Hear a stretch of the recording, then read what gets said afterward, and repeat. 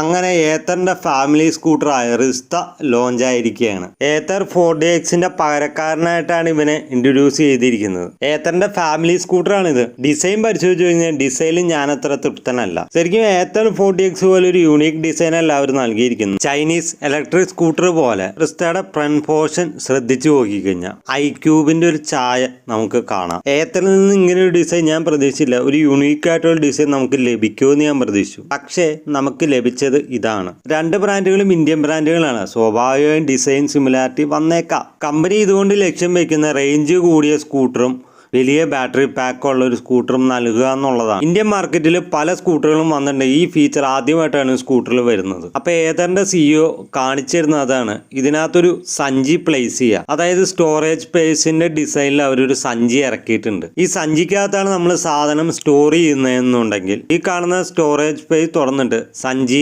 എടുക്കുകയോ സഞ്ചിയിലാക്കുകയോ വേണ്ട. അതിനകത്ത് സാധനങ്ങൾ സ്റ്റോർ ചെയ്തിട്ടുണ്ടെങ്കിൽ ആ സ്റ്റോറേജ് സ്പേസിന്റെ ആകൃതിയിലുള്ള ആ കവർ എടുത്തുകൊണ്ട് പോയാൽ മതി. ഇത്രയും നാളും ഇന്ത്യൻ സ്കൂട്ടർ മാർക്കിൽ ഉണ്ടായിട്ടും ബാക്കി ഒരു കമ്പനിക്കും തോന്നാത്തൊരു ഐഡിയ ആണിത്. ഇതൊരു ചെറിയൊരു ഐഡിയ ആണ്. ഇതൊരു യൂസ്ഫുൾ ആയ ഫീച്ചറും കൂടിയാണ്. ടെക്നോളജികൾ കൊണ്ടുവരുന്നതല്ല കാര്യം, അത് ആദ്യം ആരാണ് കൊണ്ടുവരുന്നതിലാണ് കാര്യം. ഇത്രയും നാളും സ്കൂട്ടർ മാർക്കറ്റിൽ ഉണ്ടായിരുന്ന TVS പോലും ഇത് ശ്രദ്ധിച്ചില്ല. റിസ്തയിൽ 3 മോഡലുകളാണ്, 3 ടൈപ്പ് ഓഫ് ബാറ്ററി പാക്ക് വേരിയന്റുകൾ. അതിൽ ആദ്യത്തെ മോഡൽ 2.9 കിലോവാട്ട് ബാറ്ററി വരുന്നത്. ഈ മോഡലിൽ റേഞ്ച് വരുന്നത് 121 കിലോമീറ്റർ, ടോപ്പ് സ്പീഡ് 80 കിലോമീറ്റർ ആണ്. ഡാഷ്ബോർഡിലെ മീറ്റർ കൺസോൾ പരിശോധിച്ച് കഴിഞ്ഞാൽ 7 ഇഞ്ചിന്റെ DPU ഡിസ്പ്ലേ ആണ് നൽകിയിരിക്കുന്നത്.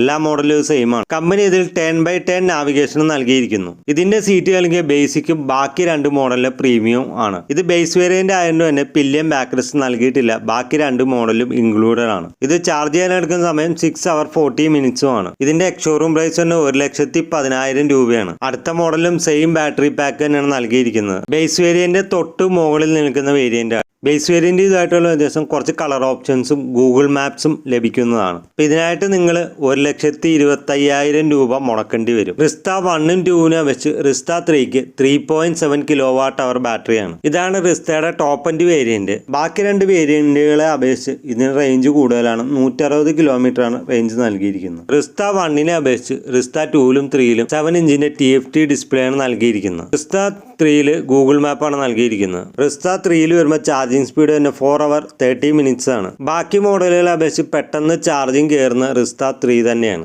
റിസ്തയുടെ ടോപ്പ് എൻഡ് വേരിയന്റ് ആയതുകൊണ്ട് തന്നെ നല്ല വലിയ വ്യത്യാസം ഇതിൽ വന്നിട്ടുണ്ട്. 1,50,000 രൂപ ഓൺ റോഡ് പ്രൈസ് ഇതിന് വരുന്നുണ്ട്. റിസ്ത 2നെ അപേക്ഷിച്ച് ഒരു കളർ ഇതിന് കൂടുതലാണ്. അങ്ങനെ റിസ്ത 3ൽ ടോട്ടൽ 8 കളറാണ് കമ്പനി ലോഞ്ച് ചെയ്തിരിക്കുന്നത്.